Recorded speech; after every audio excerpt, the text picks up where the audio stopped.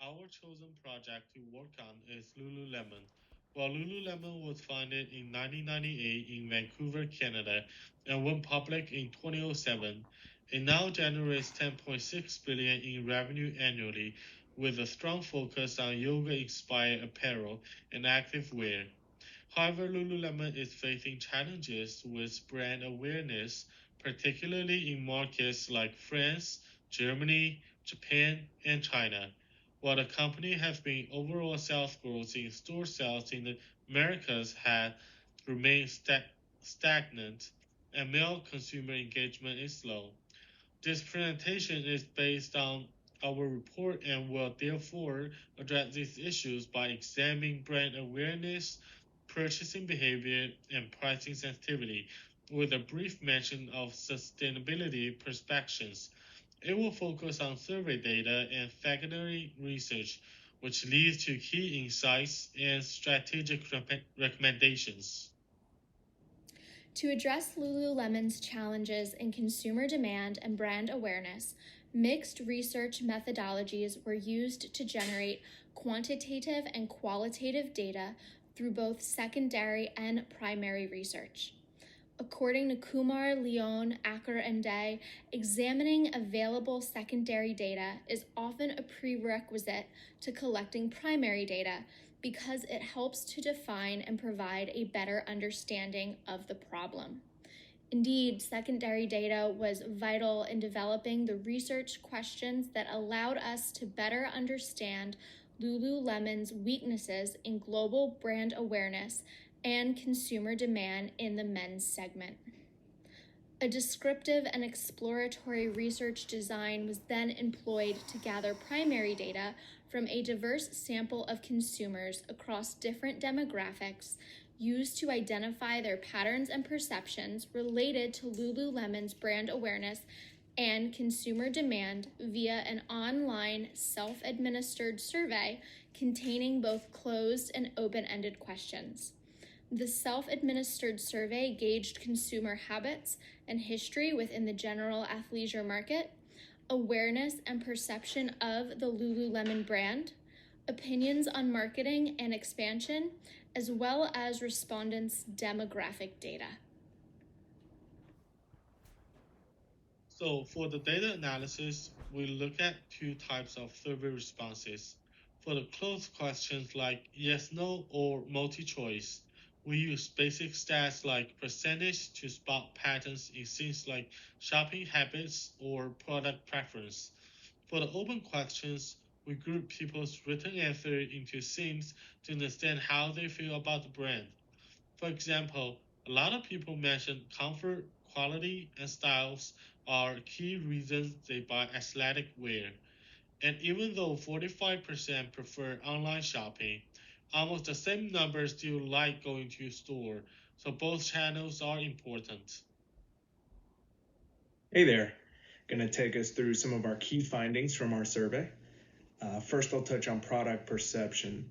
So, Lululemon products were generally seen as superior in quality to brands such as Nike, Adidas, Under Armour, and the like, although the products were viewed as a luxury, an unnecessary expense, which blends in nicely to the perception of the pricing. So their products were viewed as overpriced, too expensive. In fact, 90.5% of respondents saw price as the primary barrier to purchase. And I can say from personal experience, that is my barrier to purchase as well. I do own a couple of Lululemon products, but they are few and far between due to price. Now, for brand familiarity, majority of respondents were familiar with Lululemon, either through their social media presence or through in-person interaction with friends and family, but only 54.5% ever purchased Lulu products. So that tells us that people are familiar with the brand, although they have no interest in purchasing. Furthermore, only 27.3% would recommend Lulu to other individuals. So even if they did purchase the product, they didn't feel good about it to recommend it to others.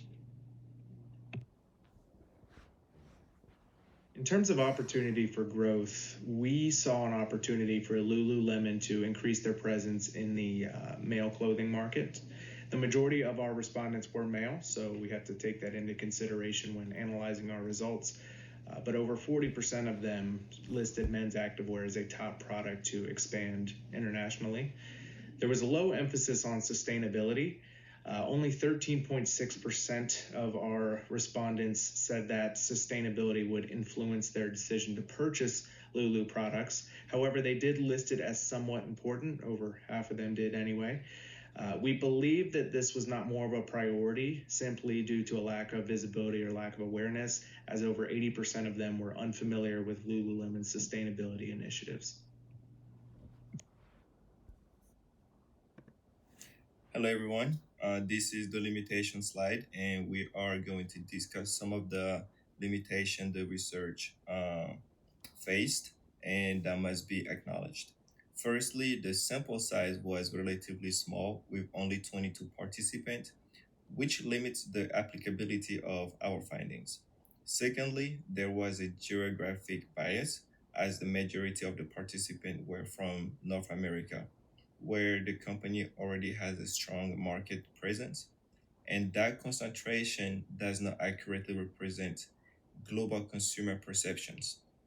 Also, while the survey included diverse age groups and gender options, the majority of those participants were between the ages of 25 and 34, which may not fully capture the perceptions and behaviors of older or younger groups.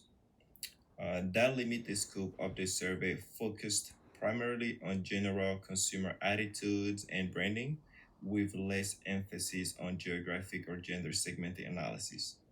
Lastly, while pricing was identified as a major concern, the survey did not dig enough into the perceived value of the company's product relative to their price, which could provide a more nuanced insight into how pricing strategies might be adjusted to better meet consumers' expectations.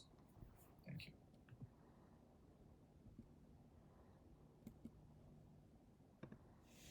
All right. Based on our survey findings, several strategic recommendations can be made to address the company's challenges in brand awareness and consumer demand. Firstly, expanding the men's product line presents a significant opportunity to increase their sales. By developing and marketing more men's activewear, Lululemon can tap into this underserved market. Secondly, adjusting the pricing strategy is crucial, as high prices were identified as a major barrier. Implementing a tier pricing strategy with a range of products at different price points could easily attract a broader consumer base. Leveraging social media platform is essential for driving brand awareness and consumer engagement. Another thing, enhancing the online shopping experience by optimizing the website for mobile use or and offering personalized recommendation, which would increase consumer satisfaction and drive repeat purchases. Finally, conducting further research with larger and more diverse samples will provide deeper insight, helping Lululemon refine its strategies and better meet the need of their diverse customer base. Thank you.